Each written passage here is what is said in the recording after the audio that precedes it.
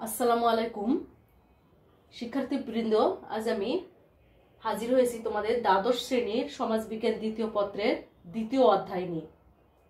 যেখানে তোমরা জানো যে এই কোভিড-19 পরিস্থিতিতে সংক্ষিপ্ত সিলেবাসের আলোকে তোমাদের যে সমাজবিজ্ঞান দ্বিতীয় পত্রের যে সংক্ষিপ্ত সিলেবাস দেওয়া হয়েছে তার মধ্যে দ্বিতীয় অধ্যায় ইনক্লুড করা হয়েছে। তো তোমাদের আবারও শুভেচ্ছা জানাচ্ছি আমার অনলাইন ক্লাসে। তো দ্বিতীয় অধ্যায় বাংলাদেশের সমাজ ও সংস্কৃতি, এর আগে বহুবার পড়ানো হয়েছে তোমাদের। তো আজকে আমি কিছু কোশ্চেনের আলোকে চ্যাপ্টারটা তোমাদের আমি ডিসকাস করব। যেমন প্রথমে সমাজ বলতে কি বোঝায় ব্যাখ্যা করো।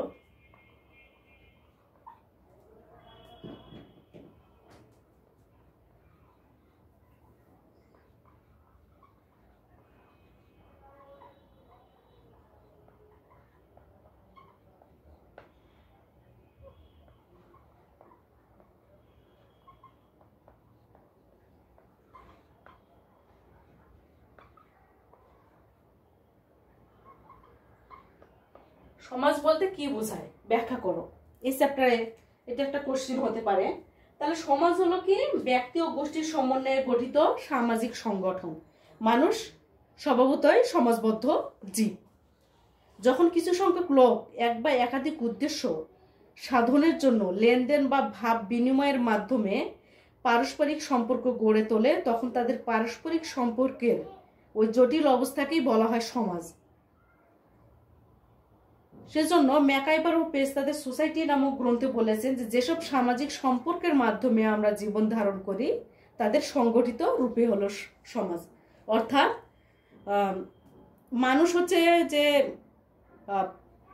কিছু সংখ্যক লোক যদি এক বা একাধিক উদ্দেশ্য সাধনের জন্য এবং তাদের মধ্যে বিভিন্ন লেনদেন ভাব বিনিময়ের মধ্যে তাদের যে পারস্পরিক সম্পর্ক গড়ে তোলে, এই পারস্পরিক সম্পর্কটাই হচ্ছে, এই পারস্পরিক সম্পর্কের সংগঠিত রূপে হচ্ছে সমাজ।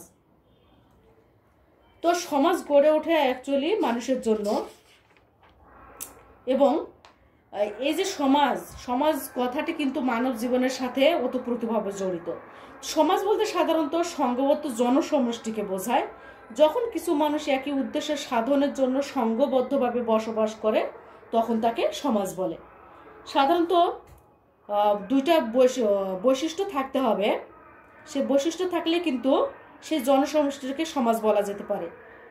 এক নম্বর হচ্ছে কি কিছু মানুষের সংঘবদ্ধ বসবাস এবং ওই সংঘবদ্ধতার পিছনে কিছু উদ্দেশ্য থাকবে। তাহলে মানুষ কখনো হচ্ছে বিচ্ছিন্নভাবে বসবাস করতে পারে না। সেজন্য গ্রিক দার্শনিক অ্যারিস্টটল কি বলেছে,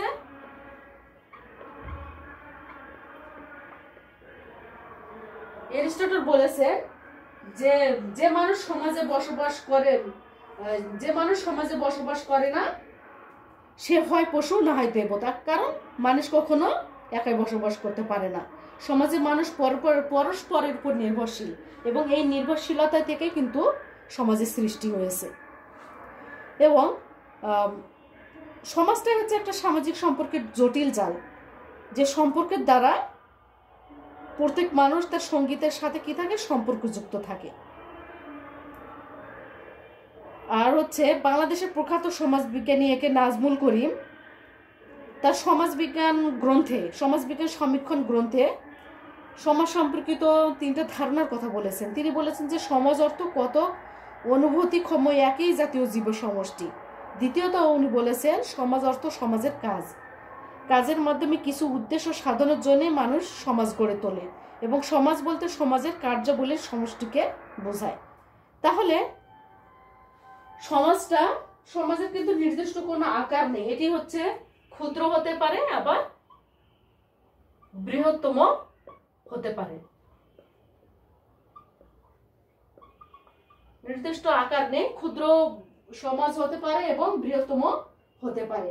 একটি পরিবার ক্ষুদ্র সমাজের উদাহরণ। আবার অন্যদিকে রাষ্ট্র একটা কি পরিবার কিন্তু একটা সমাজ, এটা ক্ষুদ্র। আর বৃহত্তম হচ্ছে রাষ্ট্র কিন্তু সমাজে অন্তর্ভুক্ত। তাহলে সমাজ বলতে কি বোঝায় ব্যাখ্যা করো, এইটুকুই।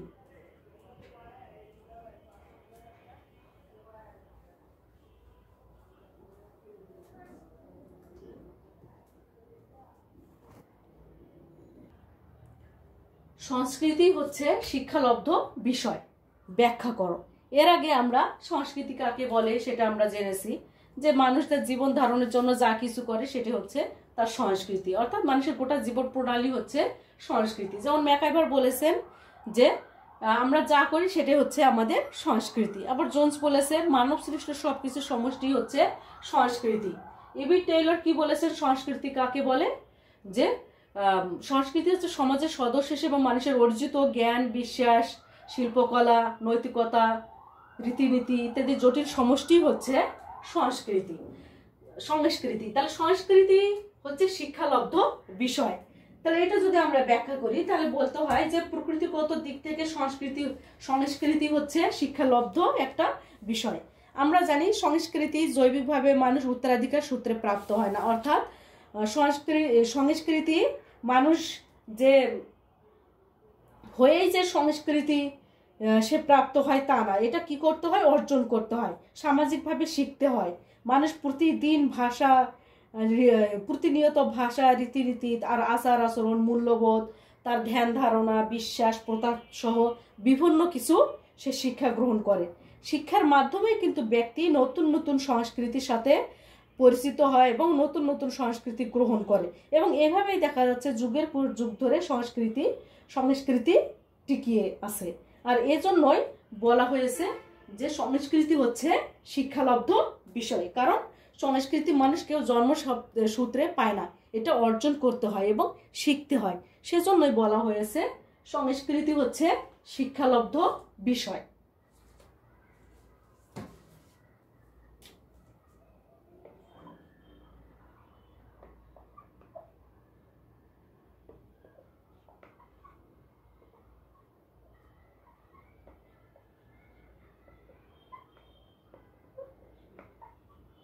বস্তুগত ও অবস্তুগত সংস্কৃতির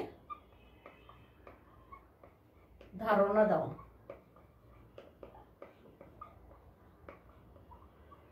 আমি এই কোশ্চেনটা ডিসকাস করছি, শোনো। তোমরা জানো যে হলো সংস্কৃতির দুইটি ধরন। একটি হচ্ছে সংস্কৃতির উপাদানকে দুই ভাগে ভাগ করা যায়, একটা বস্তুগত উপাদান আর একটি হচ্ছে অবস্তুগত উপাদান। এবং বস্তুগত উপাদান কাকে বলেছি, যে মানুষ দৈনন্দিন জীবন নির্বাহের জন্য যা কিছু তৈরি এবং ব্যবহার করে তাই বস্তুগত সংস্কৃতি। মানুষ তার দৈনন্দিন জীবন নির্বাহ করার জন্য যা কিছু তৈরি এবং ব্যবহার করে সেটাই হচ্ছে বস্তুগত সংস্কৃতি।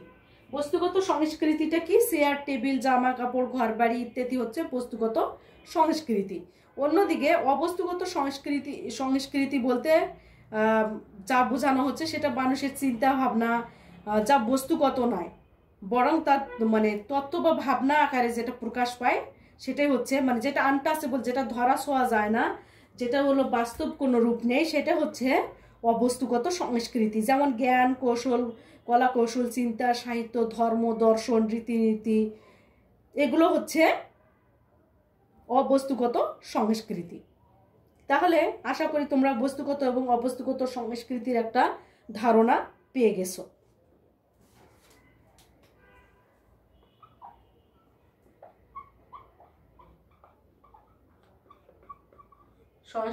সংস্কৃতি সর্বত্র বিরাজমান।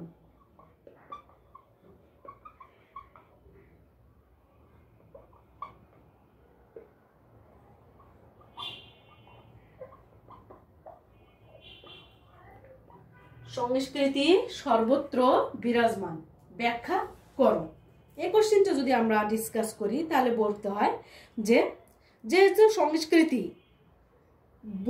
অতীত কাল থেকে শুরু করে বর্তমান কাল পর্যন্ত সব সমাজে কিন্তু রয়েছে।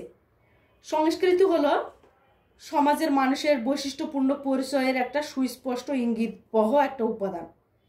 সংস্কৃতিটা কি, সর্বদা গতিশীল, প্রাকৃতিক এবং সামাজিক পরিবেশের সঙ্গে খাপ খাইয়ে চলতে গিয়ে জীবনযাত্রার মান উন্নয়নে মানুষ যা কিছু আবিষ্কার করেছে তার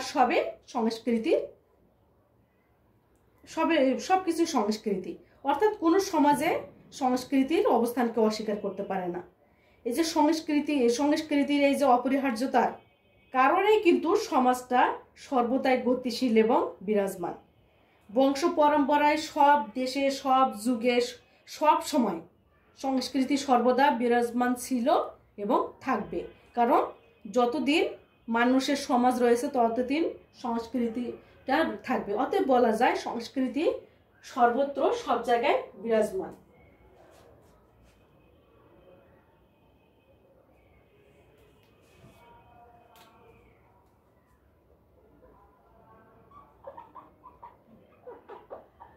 বাংলাদেশের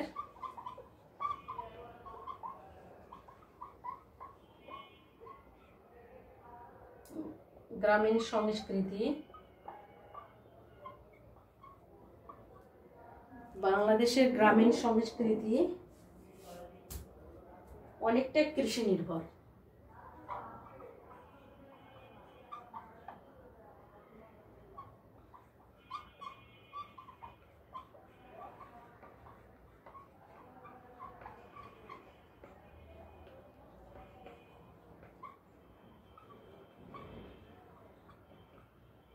বাংলাদেশের গ্রামীণ সংস্কৃতি অনেকটাই কৃষি নির্ভর। ব্যাখ্যা করো। শিক্ষার্থীরা, তোমরা জানো যে সংস্কৃতি, যে শহরের সংস্কৃতি একটা আর একটা গ্রামীণ সংস্কৃতি। জানো যে গ্রামীণ পরিবেশটা হচ্ছে অনেক কৃষির উপর নির্ভরশীল। অতএব গ্রামীণ সংস্কৃতি অনেকটা পুরোপুরি বলা চলে যে কৃষি নির্ভর। এটা সত্য। এটা যদি আমরা ব্যাখ্যা করতে যাই তাহলে বলতে হয় যে প্রকৃতিগতভাবেই কিন্তু বাংলাদেশের যে গ্রামীণ পরিবেশ সেটা হচ্ছে কৃষির উপর গড়ে উঠেছে। বাংলাদেশের 76% মানুষ প্রত্যক্ষ এবং পরোক্ষভাবে কৃষি নির্ভর। আর এসব মানুষের বেশিরভাগই কোথায় বসবাস করে? গ্রামে। এবং এই গ্রামীণ সংস্কৃতি বেশিরভাগ অংশই কৃষি নির্ভর। এই কৃষি নির্ভর মানুষের আচার আচরণ, তাদের সবকিছু গড়ে ওঠে কৃষির উপর ডিপেন্ড করে। গ্রামের বিভিন্ন সামাজিক রীতিনীতি, তাদের পারিবারিক অবস্থা, সে গ্রামীণ স্তরবিন্যাস, গ্রামীণ ক্ষমতা কাঠামো, গ্রামীণ বিভিন্ন উৎসব সবকিছু কিন্তু কৃষিকে ডিপেন্ড করে গড়ে ওঠে। যদি আমরা এক্সাম্পল হিসেবে বলতে পারি যে নবান্ন উৎসবের কথা বলা যায়, যে গ্রামীণ সংস্কৃতির একটা বড় ঐতিহ্যবাহী অনুষ্ঠান হচ্ছে নবান্ন। যে যখন নতুন ধান ঘরে আসে তখন কিন্তু এই নবান্ন উৎসব পালিত হয়। তাহলে দেখা যাচ্ছে এই নবান্ন উৎসব পুরোপুরি কিন্তু কৃষি উৎপাদনের সাথে সম্পর্কিত। এমনিভাবে গ্রামে যারা যত বেশি কৃষি ভূমির মালিক, তারা ক্ষমতা কাঠামোতে কিন্তু একটা বিশাল তাদের প্রভাব রয়েছে। তো এইসব দিক লক্ষ্য করলে বলা যায় যে বাংলাদেশের গ্রামীণ সংস্কৃতি কিন্তু অনেকটাই কৃষি নির্ভর।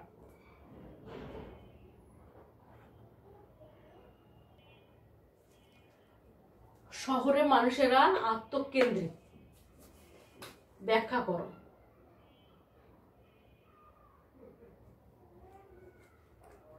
শহরের মানুষেরা পাশাপাশি বসবাস করলেও দেখা যাচ্ছে, পাশাপাশি ফ্ল্যাটে পাশাপাশি বাসায় বসবাস করলেও দেখা যাচ্ছে তাদের মধ্যে তেমন কোনো পরিচয় এবং কোনো সহযোগিতাপূর্ণ কোনো সম্পর্ক গড়ে ওঠে না। এবং স্বভাবতই শহরের মানুষেরা আত্মকেন্দ্রিক হয়। এই আত্মকেন্দ্রিক হওয়ার কিন্তু অনেক কারণ রয়েছে। যেমন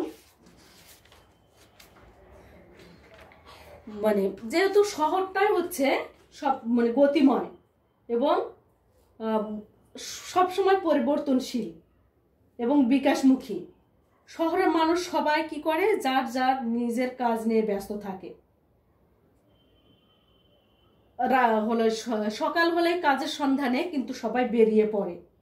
এ কারণে শহরের মানুষদের সামাজিক সম্পর্কটা ততটা কি হয় না, অন্তরঙ্গ হয় না। এবং শহরে যারা বসবাস করে সেই মানুষগুলোকে নিজের প্রয়োজনেই তারা শুধু কাজ করে, পরস্পরকে তারা ততটা জড়াতে চায় না। এবং যেহেতু সবাই ব্যস্ত, কারোর দিকে কারো ফিরে তাকানোর সময় নেই, তাই বলা যায় যে শহরের মানুষরা স্বভাবতই আত্মকেন্দ্রিক।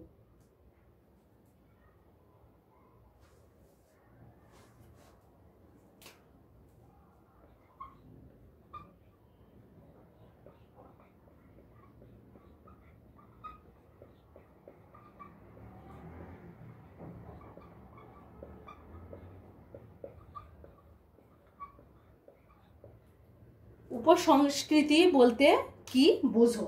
সাবকালচার। উপসংস্কৃতি বলতে সাধারণত জাতীয় সংস্কৃতির একটি অংশকে বোঝায়।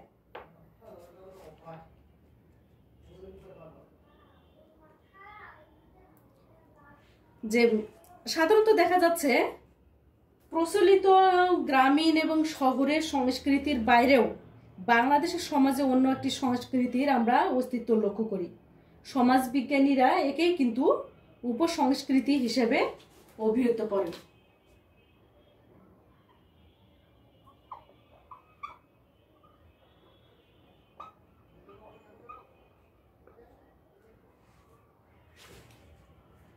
তো সাধারণত সমাজ ব্যবস্থার মধ্যে প্রাধান্য বিস্তারকারী সংস্কৃতির মৌলিক বিষয়বস্তু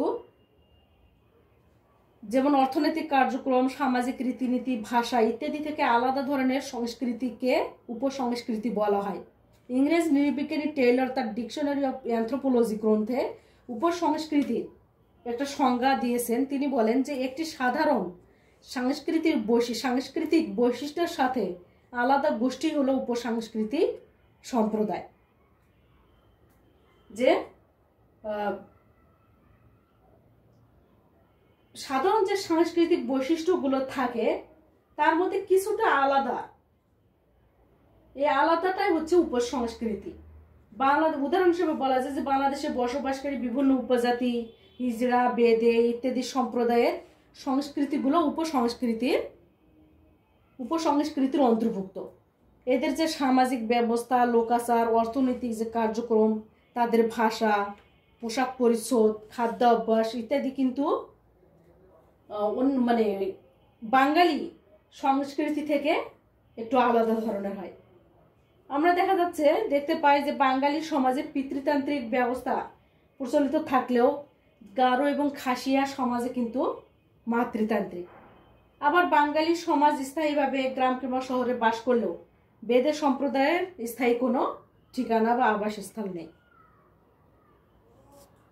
তাহলে এই যে উপসংস্কৃতি, সংস্কৃতি কিন্তু বাংলাদেশের সাংস্কৃতিক যে ঐতিহ্য, এই ঐতিহ্য বৈচিত্র্যপূর্ণ এবং সমৃদ্ধিশালী। তোমাদের আরেকটি কোশ্চেন হচ্ছে সাংস্কৃতিক ব্যবধান বলতে কি বোঝায়?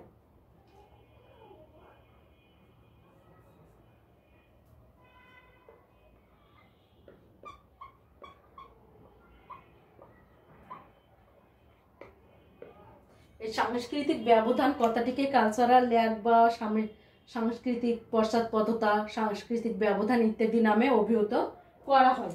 তো সাংস্কৃতিক ব্যবধান আমি সংক্ষেপে বলছি যে আমেরিকান সমাজবিজ্ঞানী উইলিয়াম এফ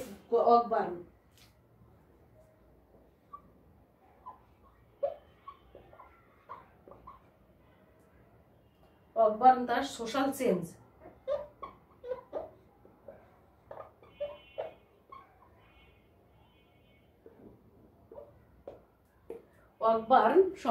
আমেরিকান সমাজবিজ্ঞানী অকবার্ন তার সোশ্যাল সেন্স নামক গ্রন্থে সর্বপ্রথম কিন্তু সংস্কৃতির বা পশ্চাৎপদতা সম্পর্কিত যে তত্ত্ব বা ব্যাখ্যা প্রদান করেন সেটাই হচ্ছে সাংস্কৃতিক ব্যবধান তত্ত্ব হিসেবে পরিচিত। তা সাংস্কৃতিক ব্যবধান বলতে সাধারণত সংস্কৃতির যেটা দুইটা অংশ, একটা হলো বস্তুগত উপাদান আর একটি অবস্তুগত উপাদান। এই দুটি অংশের মধ্যে যে পার্থক্যটাকে সেটাকে বোঝায়। অর্থাৎ বিজ্ঞান ও প্রযুক্তির ব্যাপক অগ্রগতির ফলে বস্তুগত সংস্কৃতি দ্রুত গতিতে পরিবর্তিত হচ্ছে, যার সাথে অবস্তুগত সংস্কৃতি খাপ খাইয়ে বা তাল মিলিয়ে চলতে পারছে না। আবার বলছি, বিজ্ঞান ও প্রযুক্তির ব্যাপক অগ্রগতির ফলে বস্তুগত সংস্কৃতি দ্রুত গতিতে পরিবর্তিত হচ্ছে, যার সাথে অবস্তুগত সংস্কৃতি খাপ খাইয়ে বা তাল মিলিয়ে চলতে পারছে না। ফলে সৃষ্টি হচ্ছে সাংস্কৃতিক পশ্চাৎপদতা বা পিছিয়ে পড়া। বস্তুগত সংস্কৃতির সাথে অবস্তুগত সংস্কৃতি একই তালে চলতে গিয়ে বস্তুগত সংস্কৃতির সাথে তাল মিলিয়ে চলতে পারছে না। ফলে বস্তুগত সংস্কৃতি বা অবস্তুগত সংস্কৃতির মাঝে যে ব্যবধানটা থাকছে সেটাই হচ্ছে সাংস্কৃতিক পশ্চাৎপদতা বা পিছিয়ে পড়া। এবং এর সংক্ষেপে এটাই হলো সাংস্কৃতিক ব্যবধান। কারণ আমরা উদাহরণ হিসেবে যদি বলতে চাই যে গ্রাম বাংলায় প্রযুক্তিগত উন্নয়নের ফলে কৃষিক্ষেত্রে কলের লাঙ্গল, সেচ পাম্প, কীটনাশকের ব্যবহার সব কিছু বেড়ে গেছে, কিন্তু আশানুরূপ সেইভাবে ফলন হচ্ছে না কৃষিতে। এর কারণ প্রযুক্তিগত দিকটা ডেভেলপ করলেও কৃষকের যে কারিগরি দক্ষতা সেটি কিন্তু বৃদ্ধি পায়নি। ফলে এই দুইটার মাঝে একটা ব্যবধান থেকে যাচ্ছে, সেটাকে অকবার্ন বলেছেন সাংস্কৃতিক ব্যবধান বা কালচারাল ল্যাগ। আর কৃষিক্ষেত্রে সাংস্কৃতিক ব্যবধানের প্রকৃতি যদি ব্যাখ্যা করো, এরকম যদি কোনো কোশ্চেন থাকে, তাহলে আমরা বলছি যে আমি যেটা বললাম যে বর্তমানে জ্ঞান বিজ্ঞানের উন্নতির ফলে কৃষিতে অনেক উন্নত প্রযুক্তির প্রয়োগ ঘটছে, যেমন পাওয়ার টিলার, সেচ যন্ত্র, নিড়ানি যন্ত্র, মাড়াই মেশিন, তারপর শস্য কাটার মেশিন, এগুলা। কিন্তু প্রযুক্তিগত জ্ঞান অর্থাৎ অবস্থাগত সংস্কৃতির অভাবের কারণে কিন্তু অনেক কৃষক এ সকল উন্নত প্রযুক্তি ব্যবহার করতে পারে না। এর ফলে তারা কৃষিক্ষেত্রে উন্নত প্রযুক্তি ব্যবহার থেকে পিছিয়ে পড়ছে।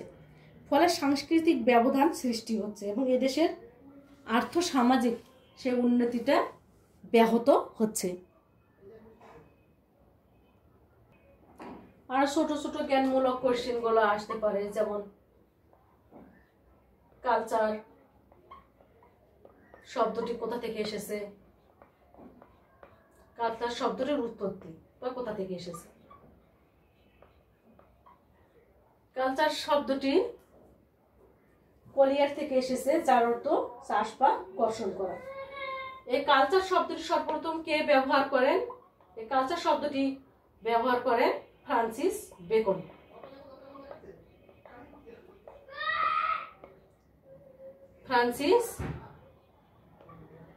ফ্রান্সিস বেকন সর্বপ্রথম কালচার শব্দটি ব্যবহার করেন।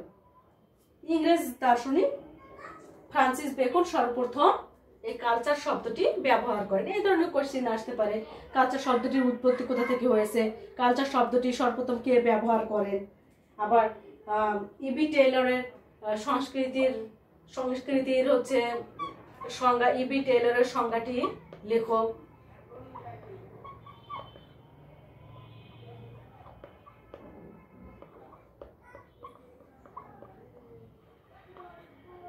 ইবি টেইলরের সংজ্ঞাটি লেখো, এরকম আসতে পারে। আর হচ্ছে যে ঘরবাড়ি কোন ধরনের সংস্কৃতির উপাদান, আমরা বলছি যে ঘরবাড়ি কোন ধরনের সংস্কৃতি। আবার সংস্কৃতির ধরন,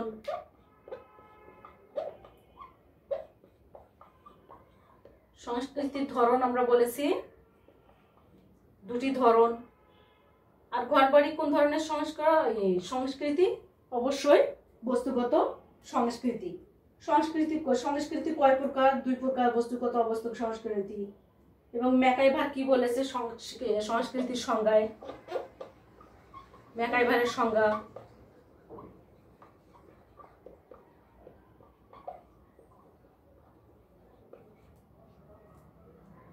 ম্যাকাইভার কি বলেছে সংস্কৃতির সংজ্ঞায়? ম্যাকাইভার মতে যে বলেছে যে আমরা যা তাই আমাদের সংস্কৃতি। আবার হচ্ছে বলেছি যে বাংলাদেশের গ্রামীণ অর্থব্যবস্থা কিসের উপর নির্ভরশীল? কৃষির উপর নির্ভরশীল। এই ধরনের জ্ঞানমূলক ছোট ছোট কোশ্চেনগুলো, যেমন কোন দেশের বেশিরভাগ মানুষ অদৃষ্টবাদী? বাংলাদেশের বেশিরভাগ মানুষ অদৃষ্টবাদী। বাংলাদেশের নাগরিক জীবনের অর্থনীতি কিসের উপর নির্ভর করে? বাংলাদেশের নাগরিক জীবনের অর্থনীতি অকৃষি পেশার উপর নির্ভর করে। কৃষি কাঠামো কি? কৃষি উৎপাদন কেন্দ্রিক সামাজিক সম্পর্কের বিন্যাসে কৃষি কাঠামো। আবার আমেরিকান সমাজবিজ্ঞানী বোগার্ডাস বলেছেন যে সমাজের শৈশবকালে হচ্ছে গ্রামীণ গোষ্ঠী। আর উপসংস্কৃতির আমরা বললাম যে সমাজ ব্যবস্থার মধ্যে প্রাধান্য বিস্তারকারী সংস্কৃতির মৌলিক বিষয়বস্তু থেকে আলাদা ধরনের সংস্কৃতিকে উপসংস্কৃতি বলে। সংস্কৃতির পশ্চাৎপদতাকে স্পেন্সার কি বলে আখ্যায়িত করেছেন? The dead hand. অকবার্ন সাংস্কৃতিক ব্যবধান তত্ত্ব প্রদান করতে গিয়ে কার মতবাদ দ্বারা প্রভাবিত হয়েছিলেন? অকবার্ন সাংস্কৃতিক ব্যবধান তত্ত্বটি প্রদান করতে গিয়ে কার্ল মার্ক্সের মতবাদ দ্বারা প্রভাবিত হয়েছিলেন। সাংস্কৃতিক ব্যবধান তত্ত্বটি সর্বপ্রথম কোন গ্রন্থে প্রকাশিত হয়? সাংস্কৃতিক ব্যবধান তত্ত্বটি সর্বপ্রথম আমেরিকান সমাজবিজ্ঞানী অকবার্নের সোশ্যাল চেঞ্জ নামক গ্রন্থে প্রকাশিত হয়। এই ধরনের জ্ঞানমূলক কোশ্চেনগুলো আর কিছু, যেমন ব্যক্তি অভ্যাস ও রুচিবোধ কার কাছ থেকে রপ্ত করে? পরিবারের কাছ থেকে রপ্ত করে। জাতি গঠনের মূল উপাদান কি? জাতি গঠনের মূল উপাদান হলো শিক্ষা। নগর সংস্কৃতিতে কোন ধরনের মর্যাদার গুরুত্ব অনেক বেশি? নগর সংস্কৃতিতে অর্জিত মর্যাদার গুরুত্ব অনেক বেশি।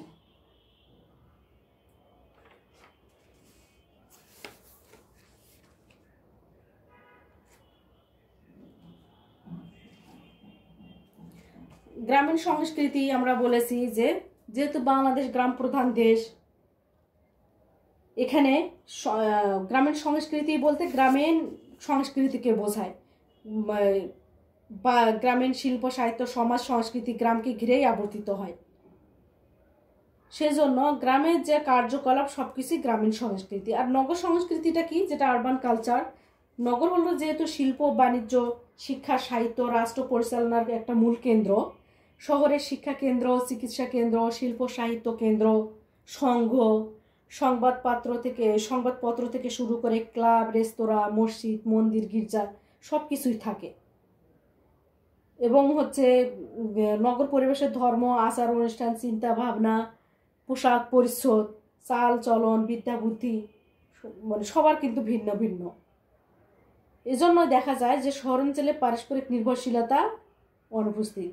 বাংলাদেশ শহরের সমাজের সামাজিক সচলতাও তো বেশি। এজন্য কারণ নগর জীবনের যোগ্যতা অনুযায়ী উপযুক্ত সামাজিক অবস্থান অর্জন করা যায়।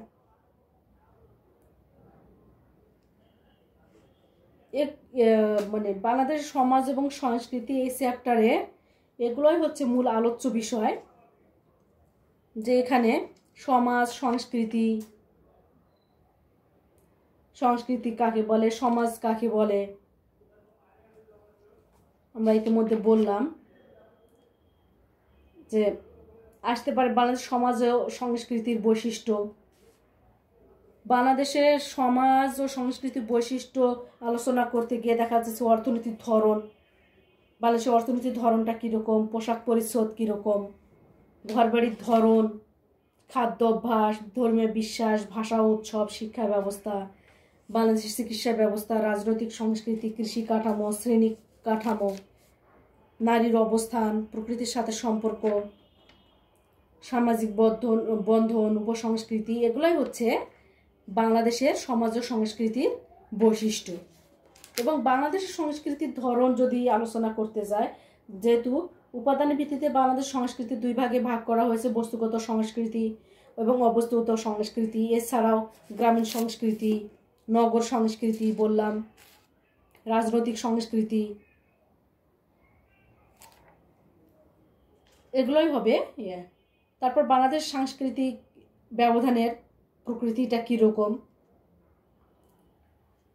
যে বাংলাদেশের যদি আমরা সাংস্কৃতিক ব্যবধানটা আলোচনা করতে যাই, দেখা যাচ্ছে কৃষিক্ষেত্রে একটা সাংস্কৃতিক ব্যবধান লক্ষ্য করা যায়। আবার শিক্ষাক্ষেত্রে, বাংলাদেশ শিক্ষাক্ষেত্রেও আমরা সাংস্কৃতিক ব্যবধানটা লক্ষ্য করি। যেমন দেখা যাচ্ছে পৃথিবীর সেই জাতি বা গোষ্ঠী উন্নত যারা শিক্ষা থেকে বেশি অগ্রসর। উন্নত বিশ্ব আজ এই উন্নতি সাধন করেছে শিক্ষাক্ষেত্রে। ওইসব দেশে উন্নত উপকরণের কারণে শিক্ষা গ্রহণের পদ্ধতি অনেকটা সহজ। অপরপক্ষে দেখা যাচ্ছে বাংলাদেশে উন্নত উপকরণ কিছু থাকলেও তা ব্যবহার করার উপযোগী জ্ঞান বা জনবল নেই। ফলে উন্নত শিক্ষা পদ্ধতির মাধ্যমে শিক্ষা দান করা সম্ভব হচ্ছে না। ফলে এক ধরনের সাংস্কৃতিক ব্যবধান সৃষ্টি হচ্ছে শিক্ষাক্ষেত্রে। আবার তথ্য প্রযুক্তির ক্ষেত্রেও কিন্তু আমরা একটা ব্যবধান লক্ষ্য করি। কারণ দেখা যাচ্ছে যেহেতু বর্তমান যুগটি কম্পিউটার, ডিজিটাল, টেলিফোন, সাবমেরিন, কেবলের সহায়তায় চলে, মোবাইল ফোন, ল্যাপটপ, ইন্টারনেটের কল্যাণে বিশ্বের সকল নাগরিক সমাজ একে অন্যের কাছাকাছি চলে এসেছে। কিন্তু প্রযুক্তিগত অগ্রগতির দৌড়ে বাংলাদেশ অনেকটা পিছিয়ে। কারণ বর্তমান দেশের 90% বাড়িতে নেই কম্পিউটার, 75%-এর বেশি নাগরিক কম্পিউটারের ব্যবহার জানে না। অথচ সমাজের প্রায় সব সেক্টরেই কম্পিউটারের যে একটা ব্যবহার সেটা আমরা লক্ষ্য করি। ফলে একটা বস্তুগত এবং অবস্তুগত সংস্কৃতির মধ্যে একটা বড় ব্যবধান লক্ষ্য করা যাচ্ছে। ফলে তথ্য প্রযুক্তি ক্ষেত্রেও কিন্তু সাংস্কৃতিক ব্যবধানটা আমরা লক্ষ্য করছি। আবার ভাষার ক্ষেত্রেও সাংস্কৃতিক ব্যবধানটা লক্ষ্য করা যায়। কারণ অফিসে আদালতের সব ক্ষেত্রে কিন্তু বাংলা ভাষার ব্যবহার এখনো শুরু করা সম্ভব হয়নি। পুরো পৃথিবীতে স্থানীয় ভাষার পাশাপাশি ইংরেজি সবচেয়ে গ্রহণযোগ্য ভাষা। বর্তমানে আন্তর্জাতিক যোগাযোগের ক্ষেত্রে ইংরেজি ভাষা প্রধানত ব্যবহার হয়, অথচ দেশের অনেকেই বাংলার পাশাপাশি ইংরেজি ব্যবহার করতে অক্ষম। ফলে আন্তর্জাতিক যোগাযোগ অনেকটাই ব্যাহত হচ্ছে। এদিক থেকেও কিন্তু ভাষার ক্ষেত্রে একটা সাংস্কৃতিক ব্যবধান আমরা লক্ষ্য করছি। আবার রাজনৈতিক ব্যবস্থার ক্ষেত্রে একটা সাংস্কৃতিক ব্যবধান লক্ষ্য করা যায়। নগরায়নের ক্ষেত্রেও, শিল্পায়নের ক্ষেত্রেও কিন্তু আমরা সাংস্কৃতিক ব্যবধানটা লক্ষ্য করি। বাংলাদেশের সমাজ জীবনে সংস্কৃতির প্রভাব এগুলো পড়ে নিবে। মোটামুটি এই ছিল তোমাদের এই চ্যাপ্টারের 2য় অধ্যায়ের বাংলাদেশ সমাজ এবং সংস্কৃতির আলোচ্য বিষয়। আমি জ্ঞানমূলক এবং অনুধাবনমূলক কোশ্চেনগুলো মোটামুটি আলোচনা করলাম। তোমরা যদি বইয়ে পড়ো চ্যাপ্টারটা ভালোভাবে, তাহলে দেখা যাচ্ছে টু দ্য পয়েন্ট তোমরা কোশ্চেন অ্যান্সার করতে পারবে ইনশাল্লাহ। তো শিক্ষার্থীরা, আজকে এ পর্যন্তই। কথা হবে নেক্সট ক্লাসে। আল্লাহ হাফেজ।